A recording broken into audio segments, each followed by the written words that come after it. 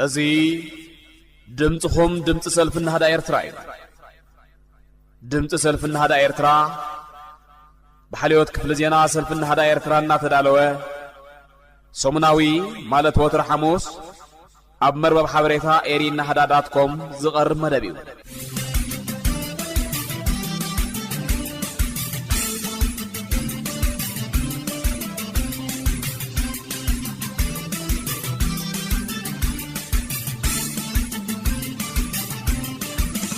أزي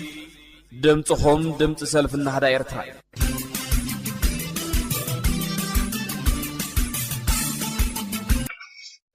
سلام تانا سناي من يومان يبصحكم زي خبركم تخاتلت فنونا فنو راديو دمت سلف النهدا إيرترا لوم حموس 13 ميازيا كتش مع 10 عام تمرتيو نلوم زدالنا يوم تحسطات كم لمود بزينا سلفن سمنا فصاميتات زينا مسفلمه حق زي خبر اخبار حقي ابتحت زلارسي زي تدالو صحف كسعبيو كورا سمعتنا بزاني تحسطات قدم زيمان عبد مدباتنا تسريع مهلهم مجلسنا نكتالكم قدام عبد فلان مدباتنا يبلكم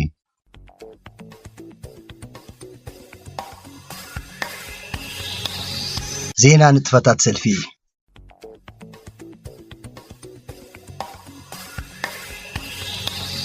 شو دن مبسوسان شموتان عمد زخراوي تنبل قدام يسو إيرترا حربنيا شيخ عبد القادر كبير تخيدو مبسوسان شموتان عمد علته مسواتي قدام يسو أبو سواتن تلامي قالسين نازنة حرنة إيرترا زغوني حربنيا أبونا شيخ عبد القادر كبير بمتحبار محبرات إيرترا وان جبرتي أب شو دن محبر كبيرين ريدي إثن لمعاتن جنفر شو دن بشمونتين ميازيا قتشن 10 شوات أب كتما ستوكهولم بخبز بلي دموق أكباب تسلاسيلو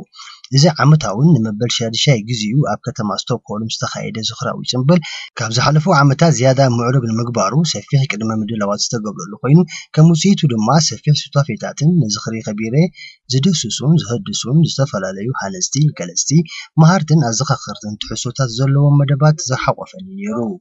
اتي عمرن دموغن علاتها زخراوي تنبل بقران دحر مقفاتو بمرحي مدب حاو ناصر نورو ناينكو عدا حلمتاقوم تحسو زلوا بقتمي استسنئي مخفتي ملغتي أسمعو كاتيلو أبوهم بر محبر إيرترا وان جبرتي أبشودن حاو أحمد عبد القادر أب حربينياوي تقادلو توفاينتن أبركوتون هاقراوي حربينيان فلامي مسواتن هنداسي قالسن شيخ عبد القادر كبيرين مقرد تاتدح المقرابو نتي بشوعات ميازيا أب سلاماوي تكتما ستوكهولم زقات مي هيوت نوتو هزغزفي قبر شبراو تقبار زحزن ترخبوتاتن أمريكيتو ناي حازن ملغتي بسم أدالوتي محبرتا محلاليفو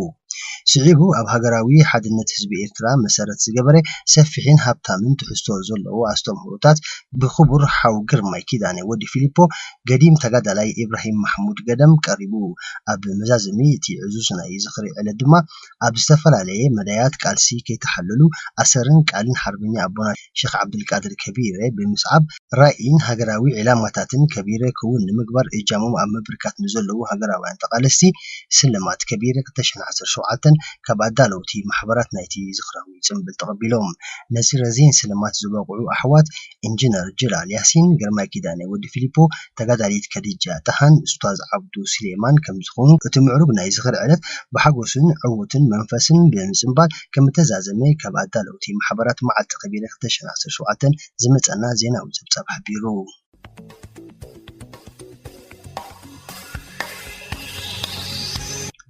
وركم سمعتنا زينا نتفتات سلف خصوم رجانيكم نابسومناوي نتفتات زينا خزقا قركم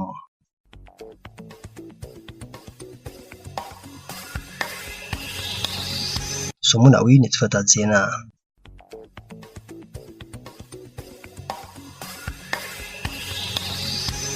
سويزرلاند ناب إيرترا كملالسو نزوصنحو 7 إيرتراوያን ስደተኛታት ናይ ዕቁባ መሰሎም ኣሕዲጋ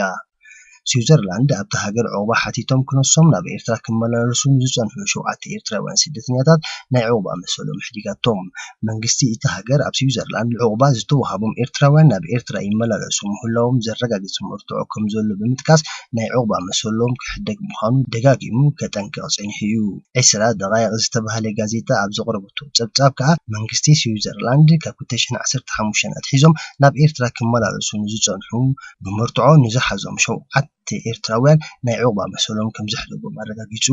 እዚ መንግስቲ ስዊዘርላንድ ወሲድዎ ዘሎ ስጉምቲ ኣብቲ ሃገር ዕቑባ ሓቲቶም ንዝነበሩ ዘለዉ ኤርትራውያን ስደተኛታት ዓብዪ መጠን ክቕጣ ምዃኑ እውን እታ ጋዜጣ ኣስሚራትሉ። ኣብ ሃገራት ኣውሮጳ ዕቑባ ዝሓተቱ ኤርትራውያን ስደተኛታት 2 ካብ 100 ካልእ ዝሕተቱ ክፍሊታትን ብምኽፋል ካብ ኤምባሲ ኤርትራ መንነት ወረቐትን ፓስፖርትን ብምውፃእ ብመገዲ ሱዳንን ካልኦት ሃገራትን ናብ ኤርትራ ከም ዝመላለሱ ዝፍለጥ እዩ። ናይ ክብሪ ቆንስል መንግስቲ ኤርትራ ኣብ ስዊዘርላንድ ዶክተር ቶኒ ሎሽዊን ነዚ ሓቂ እዚ ንጋዜጣ 20 ደቓይቕ ኣረጋጊጹሉ ኣሎ።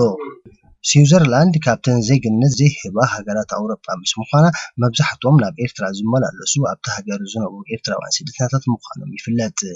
ስለዚ እውን ዋላ እኳ ገሊኦም ኤርትራውያን ንልዕሊ 15 ዓመታት ኣብቲ ሃገር ዝተቐመጡ እንተኾኑ ብመሰረት ኣህጉራዊ ሕጊ ስደተኛታት ናብ ኤርትራ ክመላለሱ ኣይፍቀድን። ብመሰረት ኣህጉራዊ ውዕል ስደተኛታት ዝኾነ ስደተኛ ናብታ መቦቆል ዓዱ ክምለስ እንተኽኢሉ ናይ ዕቑባ መሰል እዩ ዝሕደግ። እዚ ስዊዘርላንድ ወሲዳቶ ዘላ ስጉምቲ ኣብ ከም በዓል ኖርዌይን ካልኦት ሃገራት ኣውሮጳን ክግበር ከም ዝኽእል እዩ ዝግለጽ። ስዊዘርላንድ ብጉዳይ ሰብኣዊ መሰላትን ዋሕዚ ስደተኛትን ንምዝታይ ወኪላ ናብ ኤርትራ ልኢኻ።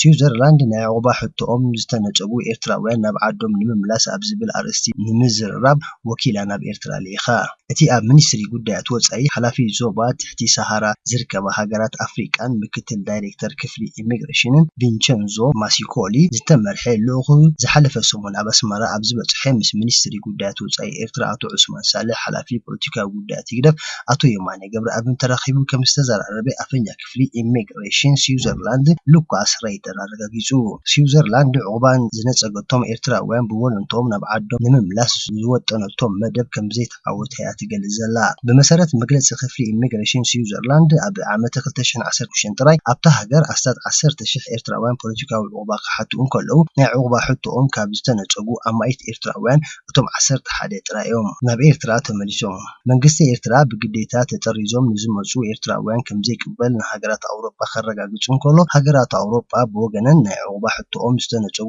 ኤርትራውያን ብወለንቶም ናብ ኤርትራ ከይምለሱ ኣብ ኤርትራ ከቢድ ምግሃዝ ሰብኣዊ መሰላት ከም ዘሎ ስለ ዝገልጹ ኩነታት ሰብኣዊ መሰላት ምምሕያሽ ከርእየን ዝጠልባ። እታ ሃገር እትፅዕረሉ ዘላ ኤርትራውያን ናብታ ሃዲሞም ዝመፁላ ዓዶም ናይ ምምላስ መስርሕ ንመሰረታዊ መሰላት ስደተኛታት ዝግህስ እዩ ክብሉ ሓያሎ ተጣበቕቲ ሰብኣዊ መሰላት ይነቕፍዎ። ስዊዘርላንድ ኣብ ርእሲ እቲ በብእዋኑ ኣብ ኣተሓሕዛ ስደተኛ ኣተኣታትይዎ ዝፀንሕ ለውጥታት ካብዚ መጀመርያ ወርሒ ዓመት 2017 ኣትሒዛ ካብ ሃገራዊ ኣገልግሎት ምህዳን ፖለቲካዊ ዕቑባ ከውህብ ከም ዘይክእል ወሲናያ። ብብዝሒ ኤርትራውያን ስደተኛታት ዘማረራ ዘለዋ ሃገራት ኣውሮጳ ኣብ ኤርትራ ዘሎ ኩነታት ሰብኣዊ መሰላት ምስኡ ተተሓሒዙ ዝፍጠር ዋሕዚ ኤርትራውያን ስደተኛታት ንምዝታይ ወኪላትን ናብ ኤርትራ ብቐጻሊን ዝልእካ ዘለዋ።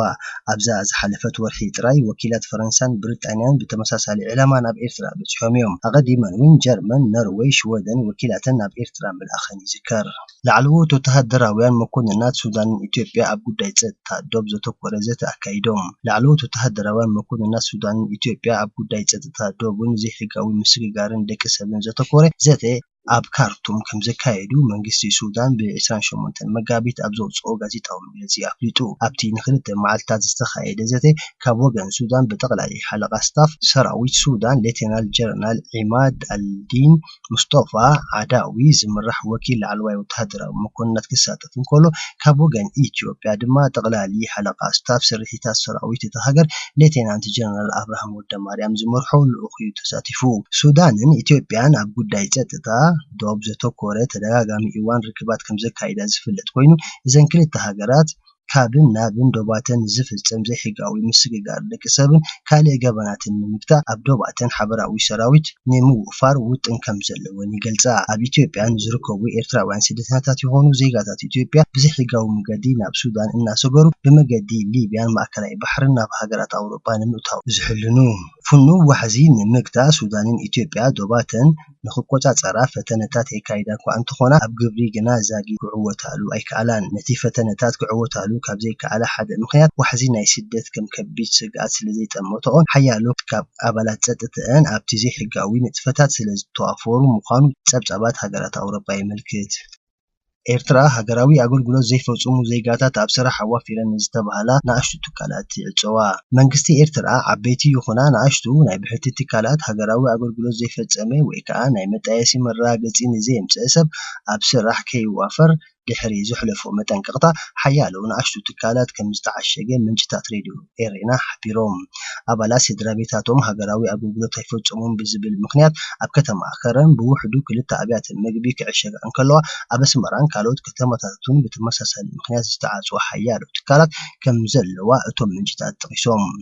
እቲ መንግስቲ ብዘይካ ናይ ሃገራዊ ኣገልግሎት ጉዳይ በብሽውና ካልእን እናሳበበ ሓያሎ ትካላት ኣብ ምዕጻውን ንወነንተን ከዓ ኣብ ምእሳርን ከም ዝርከብ ንባዕሉ ካብ ተኣሲሩ ዝነበረ ወናኒ ኣብ ኣስመራ ዝርከብ ሓደ ፍሉጣት ኣብያተ ምግቢ ኣብዚ ቀረባ ናብ ስደት ድሕሪ ምምርሑ ንሬድዮ ኤሬና ኣብ ዝሃቦ ቃል ኣረጋጊጹ። ኣብ ኤርትራ ኣብ ናይ ምዕያይ ዓቕሚ ዝርከብ ኤርትራዊ ብምሉኡ ናይ ግዜ ገደብ ኣብ ዘይብሉ ሃገራዊ ኣገልግሎት ተጸሚዱ ስለ ዝርከብ ስድራ ቤታት ብናይ ሕሰብ መነባበሮ ይግረፉ ምህላው ዝፍለጥ እዩ። ዝበዝሑ መናእሰያት እውን ዕድሚኦም ቁም ነገር ኣብ ዘይብሉ ጉዱል ዕስክርና ካብ ዝባኹን ናብ ስደት ክውሕዙ እዮም ዝረኣዩ። ብስም ሃገራዊ ኣገልግሎት ኣብ ልዕሊ ዜጋታት ከቢድ ምግሃ ሰብኣዊ መሰላት ይፍጸም ከም ዘሎ ዝኽሰስ መንግስቲ ኤርትራ ካብ ዝሓለፈ ኣዋርሓት ሒዙ ሃገራዊ ኣገልግሎት ዘይፈጸሙ ወይ ከዓ ናይ መጣየሲ መረጋገፂ ዘምጽኡ ቃል ኪዳን ዘይኣሰሩን ካብ ምምሕዳር ከተማ ናይ ቃል ኪዳን ይኹን ናይ ዕለተ ልደት መረጋገፂ ምስክር ወረቐት ከይወሃቦም ዝግድድ ሓድሽ ኣዋጅ ምውፅኡ እውን ዝፍለጥ እዩ። ኤርትራ ዋሕዲ ሞያውያን መምሃራን ንምትካእ ካብ ሳዋ ኣማኢት ተዓላሞ ንምስልጣን ትዳሎ። ኣብ ኤርትራ ተኸሲቱ ዘሎ ዋሕዲ ሞያውያን መምሃራን ንምትካእ ካብ ሳዋ ኣማኢት ተዓላሞ ንምስልጣን ምድላዋት ይካየድ ከም ዘሎ ምንጭታት ሬድዮ ኤሬና ሓቢሮም። ሚኒስትሪ ትምህርቲ ኤርትራ ካብዞም ኣብ ናይዚ ዓመት እዚ ኣብ ሃገራዊ መልቀቂ ፈተና ዝተኻፈሉ ተምሃሮ ማእከላይ ነጥቢ ዘምጽኡ ብእኩብ ናብ መምህርና ንምምዳቦም ኣብ ዝተፈላለየ ቦታታት ናይ ስልጠና ማእከላት ኣዳልዩ ይርከብ። ኩሉ ኩነታት ኤርትራ ከም ኩሉ ጽላታት ንሞያ መምህርና ምስትምሃርን ብኣሉታ ጸሊዎ ስለ ዝርከብ ዓመታዊ ኣማኢት መምሃራን ዶባት እናሰገሩ ናብ ስደት ከም ዘምርሑ እዩ ዝረኣይ። እቲ መንግስቲ ኣብ ላዕለዋይ ደረጃ ዝርአ ዋሕዚ መምሃራን ንምትካእ ሕቡራት ሃገራት ፕሮግራም ልምዓትን ብዝገበሩ ሓገዝ ካብ ህንድን ኬንያን ካልኦት ሃገራትን ሞያውያን መምሃራን ክቆጽር ጸኒሑ እዩ። ኣብ መባእታን ማእከላይ ደረጃን ኣብያተ ትምህርቲ ግና ነቶም በብእዋኑ ናብ ስደት ዝውሕዙ ዘለዉ መምሃራን ንምትካእ ኣጸጊሙ ስለ ዝርከብ ኣብ ርሑቕ ገጠራት ዝርከባ ሓያሎ ኣብያተ ትምህርቲ ክሳብ ምዕጻው ዝበጽሕ ምስንኻል ከጋጥመን ይርአ። መንግስቲ ፊንላንድ ካብ ግዜ ናብ ግዜ እናተዳኸመን ዝመጽእ ዘሎ ጽላት ትምህርቲ ኤርትራ ንምብርባር ዓመታዊ ክሳብ 3 ሚልዮን ዩሮ ወጻኢታት እናገበረ ሞያውያን ማሕበራት ንምስልጣን ፕሮጀክት ሓንፂፁ ይርከብ። ልኡኽ መንግስቲ ኤርትራ ኣብ ግብፂ ወግዓዊ ናይ ስራሕ ምብጻሕ የካይድ። እቲ ብሚኒስተር ጉዳያት ወጻኢ ኤርትራ ኣቶ ዑስማን ሳልሕ ዝተመርሐ ልኡኽ ብ19 መጋቢት ካይሮ ኣብ ዝኣተወሉ ምስ ሚኒስተር ጉዳያት ወጻኢ ግብፂ ሳምሕ ሹክሪ ብምርኻብ ኣብ ህሉ ኩነታት ዞባ ቀርኒ ኣፍሪካን ብፍላይ ድማ ምስ ኢትዮጵያ ኣብ ዘሎ ኩነታት ከም ዝዘተዩ ብምንጭታት ዜና ካብታ ከተማ ሓቢሮም። ብጉዳይ እቲ ኢትዮጵያ ኣብ ከባቢ ናይል እታሃንጾ ዘላ ዲጋ ምስቲ ሃገር ኣብ ዘይምቅዳው እትርከብ ግብፂ ምስ ኩለን እተን ምስ ኢትዮጵያ ምትእስሳር ጽልዋን ኣለወን እትብለን ሃገራት ጽዑቕ ርክባት ኣብ ምክያድ ትርከብ። ፕሬዚዳንት ግብፂ ዓብደልፈታሕ አልሲሲ ኣብዘን ዝሓለፋ 3 ኣዋርሕ ምስ ፕሬዚዳንት ኤርትራ ጅቡቲን ኡጋንዳን ደቡብ ሱዳንን ኬንያን ርክባት ኣካይዱሎ። ብፍላይ ድሕሪቲ ኣማኻሪ ንጉስ ሳልማን ዝመርሖ ልኡኽ ንግስነት ስዑዲ ዓረብ ናብቲ ዲጋ ብምብጽሑ ግብፂ ከም ግብረ መልሲ ምስ መንግስቲ ኤርትራ ጽዑቕ ርክባት እያ ተካይድ ዘላ። መንግስቲ ኢትዮጵያ ኣብታ ሃገር በብእዋኑ ዝጓሃር ዘሎ ተቃውሞ ህዝቢ ኦሮሞ ብመንግስታት ግብፅን ኤርትራን ከም ዝደፋፋ እዩ ዝውቀስ። ብዘይካዚ ግብፂ ነቶም ኣብ ኤርትራ ዝመደበሮም ዕጡቓት ተቃወምቲ ኢትዮጵያ ፋይናንሳዊ ደገፍ ከም እትገብረሎም ይዝረብ። ሓለፍቲ ኮሚሽን ስፖርት ኤርትራ ካብ ስፖርታውያን ብመልክዕ ህያብ ጉቦ ከም ዝቕበሉ ተቓሊዑ። ሓያሎ ሓለፍቲ ኮሚሽን ስፖርት ናይ ወጻኢ ሃገራት ናይ ምጋሽ ዕድላት ካብ ዝረኽቡ ስፖርታውያን ብመልክዕ ህያብ ጉቦ ከም ዝቕበሉ ምስቲ ኮሚሽን ቅርበት ዘለዎም ምንጭታት ሬድዮ ኤሬና ሓቢሮም። ብፍላይ ሓለፍቲ ፌደሬሽን ኣትሌቲክስ ብናይ ውልቆም ንዝወዳደሩ ኣትሌታት መንቀሳቐሲ ወረቐት ንምድላው መውፅኢ ቪዛ ንምርካብ ናይ ኢሚግሬሽን ናይ ድጋፍ ደብዳቤ ብዘይ መሰናኽል ንኽጽሕፍሎም ጉቦ ብመልክዕ ህያብ ምሃብ ልሙድ ተርእዮ ብልሽውና ኮይኑ ከም ዘሎ እቶም ምንጭታት ጠቂሶም። ከም ሰዓት ጨናን ክዳውንቲ ዝኣመሰሉ ነገራት ወጻኢ ሃገራት ዝገሹ ስፖርተኛታት ንሓለፍቲ ኮሚሽን ስፖርት ከም ህያብ ከማልኡሎም ከም ልሙድ ተርእዮ ኮይኑ ከም ዝጸንሐ ዘዘኻኸረ እቲ ምንጪ ኣብዚ እዋን እዚ ግና ጥረ ገንዘብ ምስ ካልእ ህያባትን ተሓዊሱ ይወሃቦም ከም ዘሎ ኣመልኪቱ። ሓለፍቲ ፌደሬሽን ኩዕሶ እግሪ ኤርትራ ካብቶም ናይ ወጻኢ ሃገራት ናይ ምጋሽ ዕድላት ዝረኸቡ ኣሰልጠንቲ ብተመሳሳሊ መልክዕ ጉቦ ከም ዝቕበሉ እቲ ዝበፅሐና ሓበሬታ ብተወሳኺ የነፅር። እዚ ብሓለፍቲ ኮሚሽን ስፖርት ምስ መገሻ ስፖርታውያን ተተሓሒዙ ዝፍጸም ዘሎ ጉቦን ብልሽውናን ኣብ ዝበዝሑ ስፖርታውያን ኣዘራራቢ ጉዳይ ኮይኑሎ። ሓለፍቲ ኮሚሽን ስፖርት ኤርትራ መብዛሕቶም ተጋደልትን ኣዘዝቲ ሰራዊት ዝነበሩ ምዃኖም ይፍለጥ። زخبركم سمعتنا أن لما عن تسبرنا هم زيناتات اليوم من يروب مسترف ومدبات كحلمكم سنة تنحيت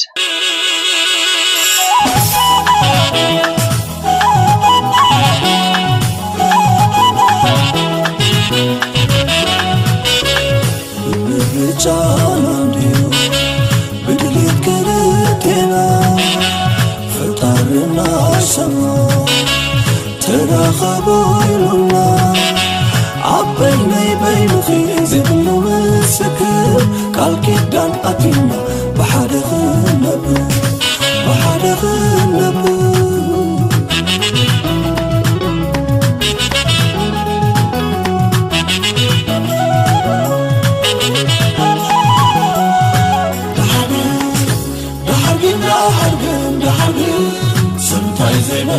سحتت مسيلو زطايق سبنتاي زيبل زتصبق مسيلو زطيق سبنتاي زيبل سبنتاي زيبل عتغن دايما كناي زيتبالة عوشنا بلقنس نندال على سبنتاي زيبل سبنتاي زيبل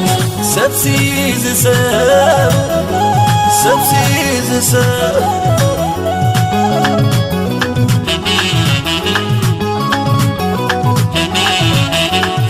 تاناي نمرغبي أبن عنا غلا حقنا خمسل تبغى زبدلا بدل سبب العلي تصدق يقوي جزي تولدتي جزي سبر جزي تولدتي جزي سبر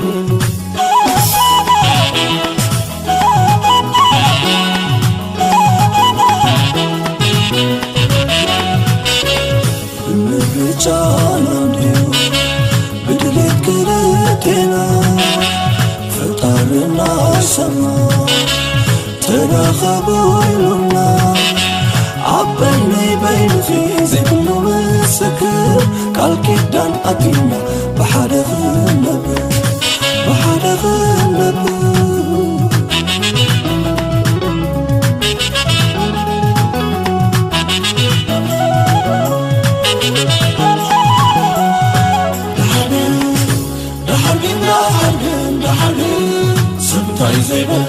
سحتت مسيلو زطايق سبنتاي زيبل زتصبق مسيلو زطيق سبنتاي زيبل سبنتاي زيبل عتغن دايما كناي زيتبالة عوشنا بلقنس نندال على سبنتاي زيبل سبنتاي زيبل سبسيز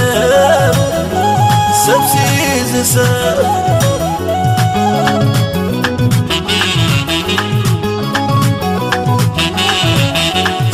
تاناي نمرغبي أبن عنا غلا حقنا خمسل تبغى زبدلا بدل سبب العلي تصدق يقوي جزي تولدتي جزي سبر جزي تولدتي جزي سبر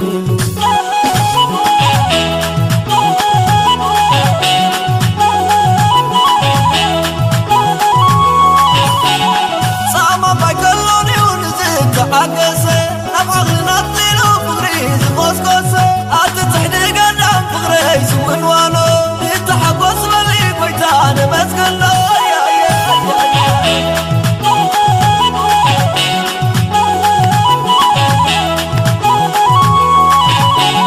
كم تاني نغرق بي أبدين عنا غلا حقنا خمسل تباغ بدلا بدل سباب العلي نتب ويكوينو يزي توالينتي كزي يوم بنينو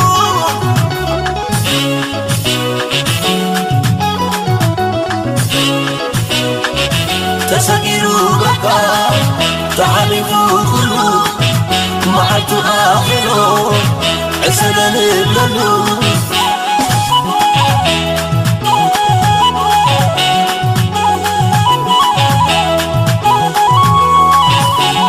صعما بايكلوني ونزيد عقسي نبغى نطيلو فغريز موسكوسي أتتحدي قدام فغري سوين وانو يتحقوص ملي بيتان مسكنو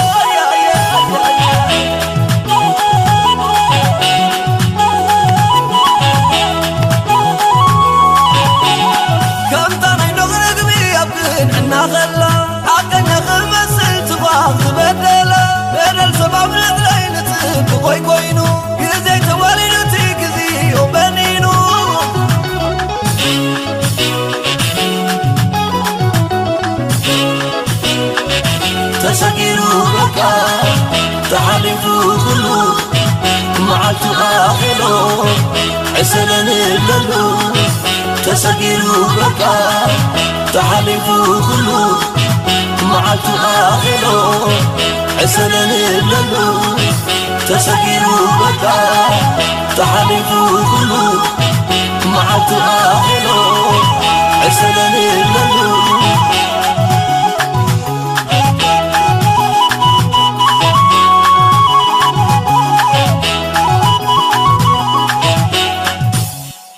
حق زي خبر أخبار حقي ولدنا كم هجدف زعم السلة ناتو عقميتو بزعبة خلط زوارا زأكال كقطمو منكالو زي حفر دمو قرم عريم سمو إلا ميمسلو أي فلطون إنيام إلو نيجازار إسو عشيو نخالط كعشو زنزفتن أكال دما زمس أبزي فلطو عد غيدو قربة عن صفولي بلا إزي أبهالاتات نزردو أزيو مساط ترقومن ملأختن زلوهيو صار حزبن انتاينتن ጉጅል ህግደፍ ካብ ዝግለጸሉ መርኣያታት እቲ ቅድሚት ዝስራዕ ምስ ህዝቢ ዘራኽቦ ኣብ ስራሕ ዝውዓለ ሕገ መንግስቲ ዘይብሉ ምዃኑ እዩ ቅዋም ህዝባዊ ስርዓታት ምስቲ ዝመርሕዎ ህዝቢ ዘተኣሳስሮም ብፍቓድ ህዝቢ ዝጸድቕ ናይ ቃል ኪዳን ሰነድ እዩ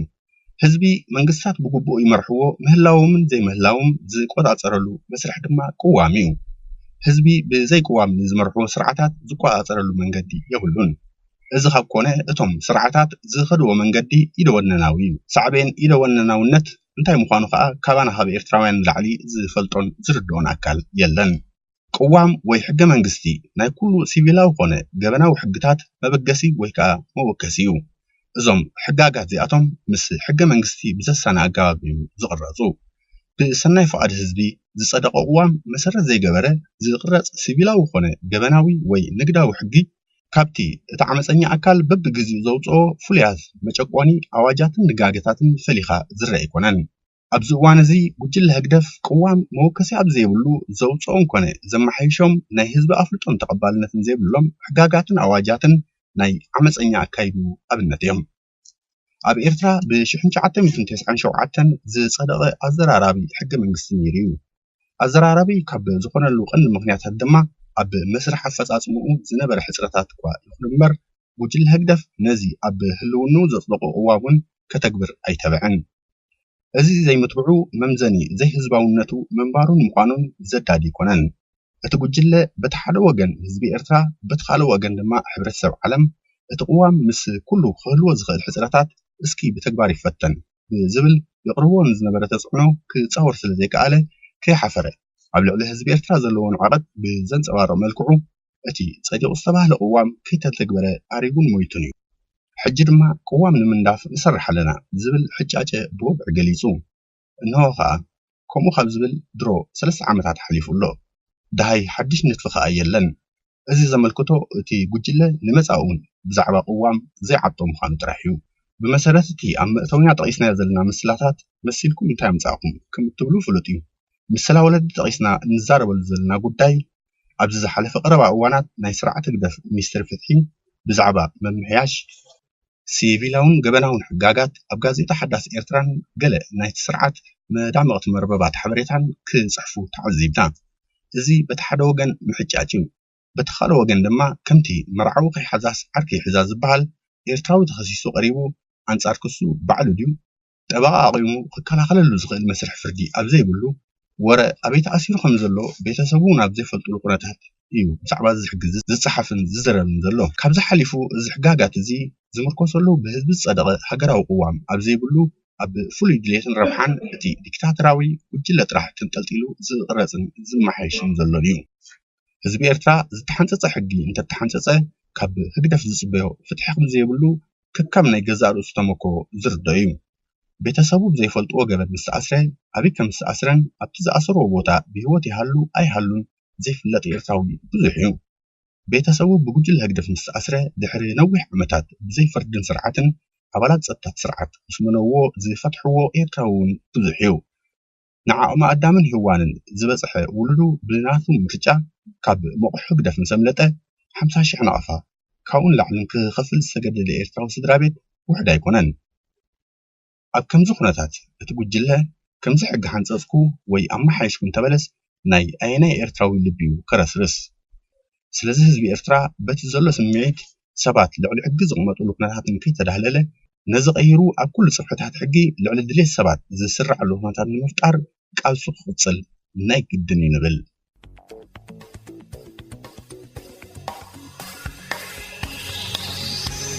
ደራሲ አንታ ደራሲ ሚስጥር ጠናሲ አፍካ ሓባሲ ባዕልኻ ዳኛ ባዕልኻ ኸሳሲ ባዕልኻ ኢንጂነር ባዕልኻ ኣፍራሲ ባዕልኻ ኸታሚ ባዕልኻ ደምሳሲ ታይሞ ንበሎ ናይ መጽሓፍካ ጠቕሲ ተነበብካዮ ቁስሊ ተሓበእካዮ ሙግሊ ስቕ ተበልካ ገድሊ አንታ ደራሲ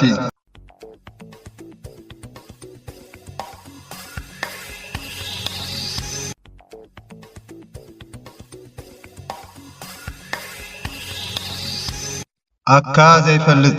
ጊዜ እንተሃቦ ሰሙን ተራጠጠ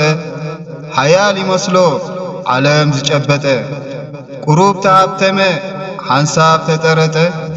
ዝለበመ ይመስሎ ኣእምሮ ዝለወጠ ቅንጣብ ተተማሃረ ቁሩብ ተሓንጠጠ እዝጊ ይመስሎ ካብ ሰብ ዝወጥወጠ ኣየዚ ዘይፈልጥ ነፍሱ እንተዝፍትሽ ኩሉ ዝፈምጠጠ ዕርቃኑ ቀሊዑ ምድሪ ምዘበጠ